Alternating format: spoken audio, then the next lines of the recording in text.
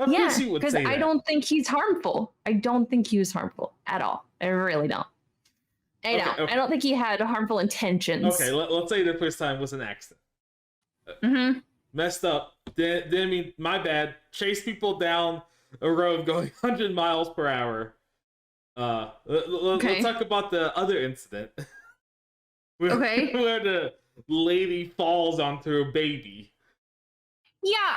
Okay. But see, that's another instance where it's like, I don't think he was trying to, I think he was just trying to get a good look. Or maybe it was I was gonna say maybe it was a separate thing, but I don't believe that's true. I think he was curious again or trying to make contact, right? Yes, but we need to set up the situation. Like, Okay. Marcella Bennett drove home and she gets out the car with her baby and she looks into the woods and sees a pair of red eyes looking back at her. Right. At this point in time, Mothman is spooking the town. The town's been spooked by this creature that's allegedly out there giving radiation burns and everything. Oh my god. You're so rude. I'm just stating what they said happened. How's that rude? That stating that Mothman is out there burning people with his red eyes. He's not trying to. If it was his fault, it could be just something that he brought with him from wherever he came from, right? Okay, yes. But she gets out the car, baby, sees the red eyes, she flies into a panic, and like she drops her baby or she falls on top of her baby somehow. I think it was she dropped her baby and then accidentally fell on top of her baby as well. She fell on the baby. And then but she gets her bearings, gets the baby, and runs inside, and her family is apparently haunted by the Mothman as he's loitering on their deck and just staying out there for a while. And that happened throughout the night. And then the next day, they report the incident to the police. Yeah.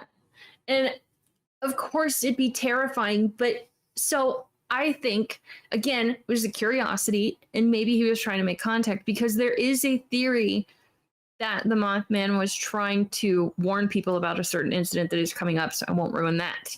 But maybe, I mean, if you can't speak English and you don't even know what English is or what is happening on this planet, what are you gonna do? I would, if I was Mothman, I would be nervous because like I come to this planet and there's like I'm seeing people just like break speed limit laws. They crush their young underneath themselves as a form of intimidation tactics. Oh my god! Like it's crazy. Like I understand Mothman's scared because like he's seeing all this shit happen. Right. Okay. So it's like I was gonna make like you see Phil Burnell. And then you're like, oh my god, I need to warn everybody that this guy's here, but you don't speak English. So what can you do except for just try to go up to them and make contact, right? But he's like, and then they're dropping their babies, because they're scared. But I feel like you could do it in better ways than just loitering on someone's front perch, like a Jehovah's Witness trying to get preach to you. You know, like he's just loitering, waiting to see you.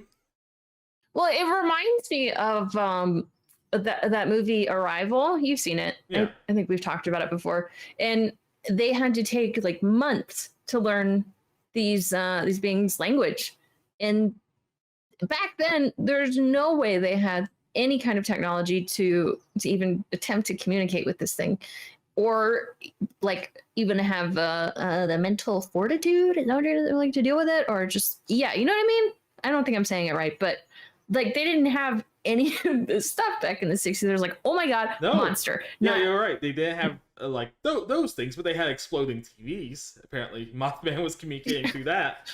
I don't think that was. I don't know if I actually think that was Mothman. It was something else. I'm not sure. That's just where everything started, right? Because this story, I think, has three main components: Mothman, Indrid, and we'll get to the Men in Black as well. I got some interesting theories on that too. I still need to read the damn book, but yeah. So I don't know where I was going with that, but there you go. So then we can move on a little bit to There's one last thing I want to bring up. Sure. Apparently, during one of the chase scenes, they find a dead dog in the streets, and it's presumed to be Bandit. Apparently, right. And I don't know why they couldn't just. Why didn't they take a picture of it? Well, 1966. Never mind. I'm stupid.